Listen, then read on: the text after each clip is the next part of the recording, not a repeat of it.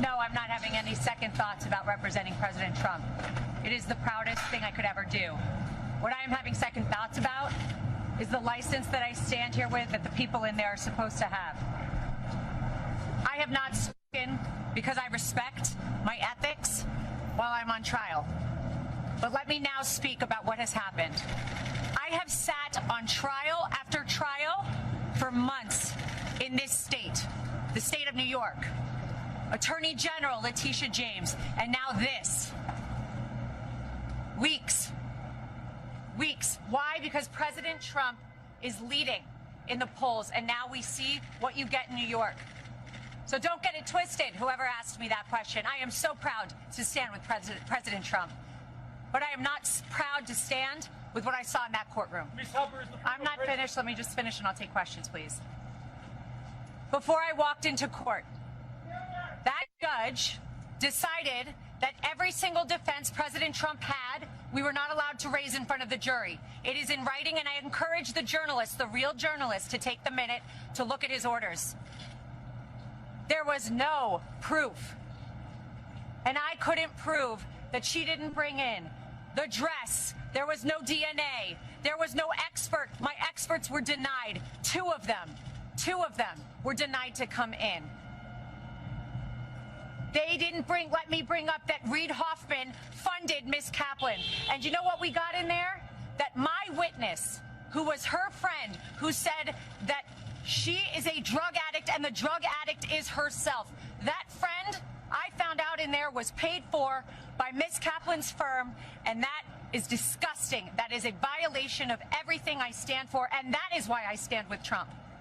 And that is why so many Americans are so proud that he is running again and so excited to run to the ballot box. But don't get it twisted. We are seeing a violation of our justice system. Ladies and gentlemen, you are not allowed to be stripped of every defense that you have. You are not allowed to be told that you can't bring it up. And imagine a point where a judge tells the lawyer, before your client, the former president of the United States, the leading candidate and obvious nominee for the Republican Party, before he takes the stand to defend himself, Ms. Haba, tell me the questions you're going to ask in open court and tell me exactly what he's going to respond. And then edited my questions, edited the response he was allowed to give.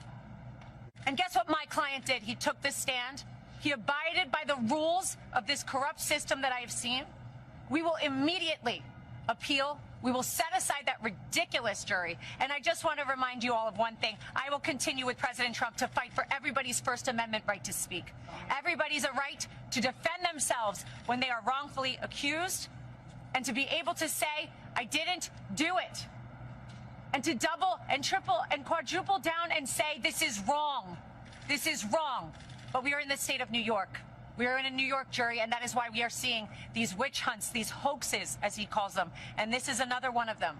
Be brought in New York, in states where they know they will get juries like this.